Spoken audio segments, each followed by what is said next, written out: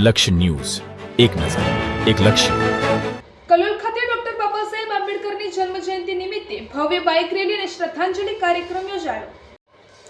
તારીખ 14 એપ્રિલ ભારતના બંધારણના શિલ્પી ડોક્ટર બાબા સાહેબ આંબેડકરની જન્મજયંતિ નિમિત્તે કલોલ તાલુકા હોમગાર્ડ યુનિટ દ્વારા ભવ્ય કાર્યક્રમનું આયોજન કરવામાં આવ્યું હતું.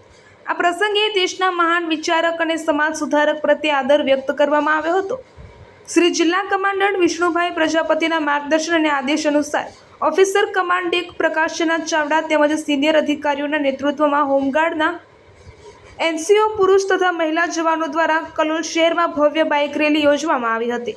આ રેલી દરમિયાન જય ભીમના નારા સાથે શહેરમાં દેશભક્તિ અને સામાજિક સમાનતાનો સંદેશ પ્રસારિત કરવામાં આવ્યો હતો.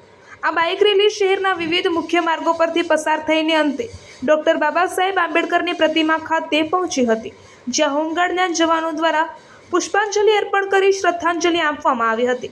આ કાર્યક્રમ દરમિયાન ડોક્ટર બાબા સાહેબ આંબેડકરના વિચારો અને તેમના યોગદાનને યાદ કરીને સમાનતા, શિક્ષણ અને બંધારણીય મૂલ્યોને અનુસરવાની પ્રતિજ્ઞા લેવામાં આવી હતી. આ કાર્યક્રમમાં મોટી સંખ્યામાં હોમગાર્ડ સભ્યો, મહિલા જવાનો તેમજ સ્થાનિક નાગરિકો હાજર રહ્યા હતા. આ સમગ્ર કાર્યક્રમ શાંતિપૂર્ણ અને શિસ્તબદ્ધ રીતે પૂર્ણ થયો હતો.